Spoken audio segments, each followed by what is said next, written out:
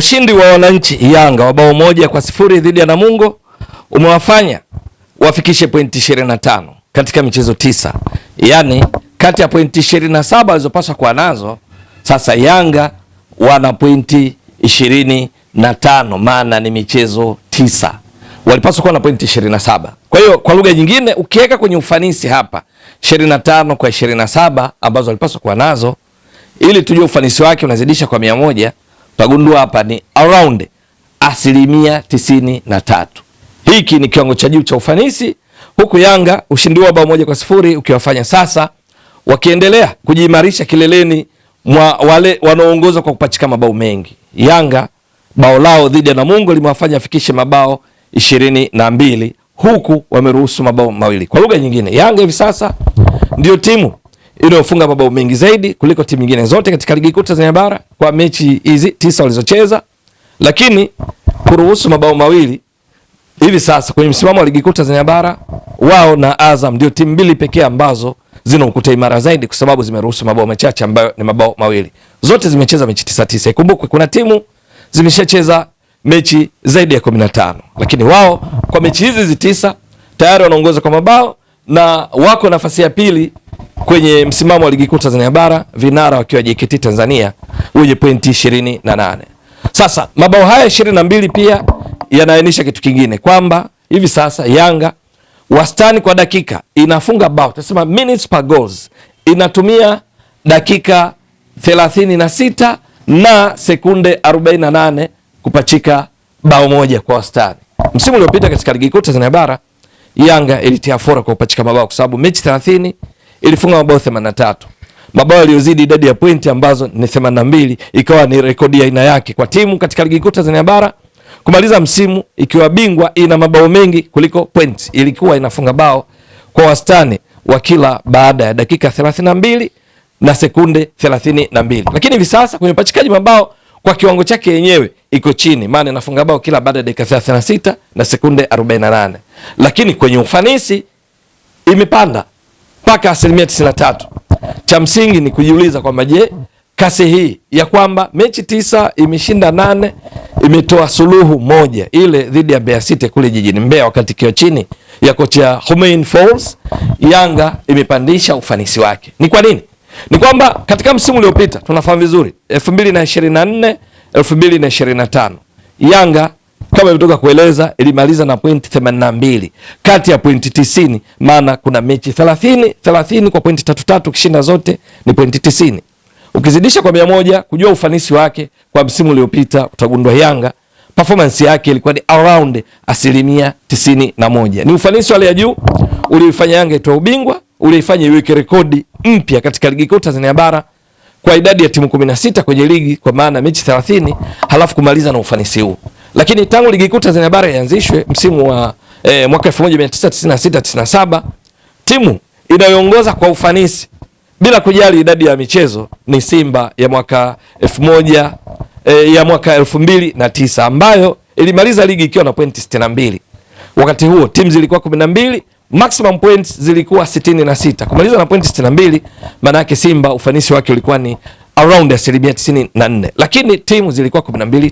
Katika idadi ya timu 16 na kuendelea, hakuna timu imefikia ufanisi ambao Yanga imefikia msimu uliopita. Lakini ukichanganya tangu ligi ianzishwe, maana yake ufanisi wa msimu uliopita wa Yanga ulikuwa ni wa pili baada ya Simba 2009 in terms of percentages, ukiweka katika asilimia.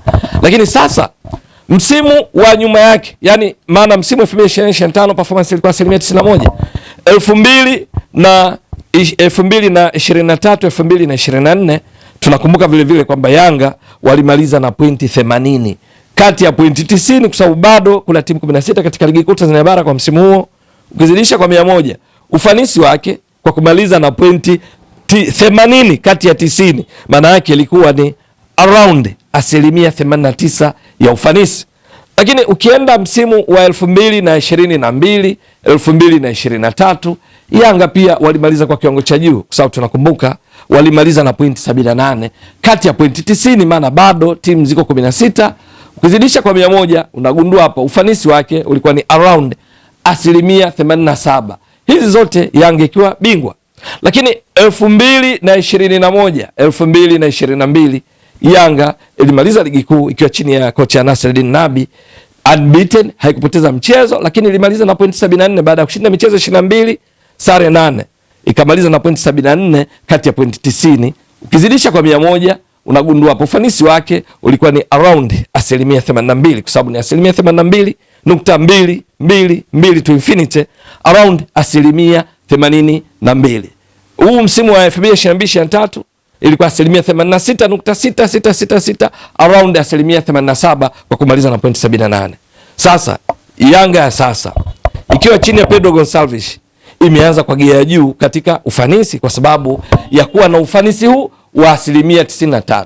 Endapo watafanikiwa kwenda na gia hii ama zaidi, manake Yanga inakwenda kuvunja rekodi ya kwa yenyewe binafsi, kwa sababu nimekuonyesha hapa trend Yanga zilizo bora zaidi katika ligi kuu Tanzania bara kwa ufanisi kufikia mwishoni mwa msimu tangu ianzishwe kutoka kuitwa ligi daraja la kwanza. Mtiririko ndio huu, wakati kitoa ubingwa mara 4 mfululizo ligi kuu Tanzania bara kuanzia msimu 2021/22 mpaka msimu wa 2024/25 kwa performance ya 82%, ikapandisha 87%, ikaja 89%, msimu uliopita 91%. Sasa hivi sasa 93%. Kama inaendelea na kasi hii, unaona kabisa hii ni rekodi mpya kwa Yanga yenyewe katika ligi kuu Tanzania bara, lakini yaweza ikawa ndio inakuwa ya pili kwa ligi nzima kwa kile nilichotoka kukieleza, lakini wakiongeza ufanisi wanao uwezo wa kuchallenge hata msimu wa 2009 ambao hata hivyo timu zilikuwa 12 tu, mechi msimu mzima zilikuwa 22. Swala la kujiuliza ni kwamba je, Pedro Gonçalves na vijana wake wataendeleza kasi hiyo ya kuwa na ufanisi wa 93%+? Maana ikiwa hivyo huenda wakajihakikishia tena ubingwa wa 5 mfululizo katika ligi kuu Tanzania bara, kwa sababu ni timu chache hufikia performance ufanisi wa aina hii. Lakini kwenye mabao Yanga hii iko nyuma kulinganisha na Yanga msimu uliopita, kwa sababu kasi yake kwa sasa ni kwa dakika hizi. Je, nako wataboresha zaidi ili wafikie rekodi ya msimu uliopita ambao walifunga mabao mengi kuliko idadi ya point? Hakika ni daraja la juu mno ambalo standard zake, viwango vyake wameviweka Yanga wenyewe katika ligi yenye timu 16 katika ligi kuu Tanzania bara. Kwa hiyo ni wao wenyewe kujichallenge kwa kuona kama wataweza kufikia hapo. Itakuwa vipi? Ni swala la kusubiri kuona.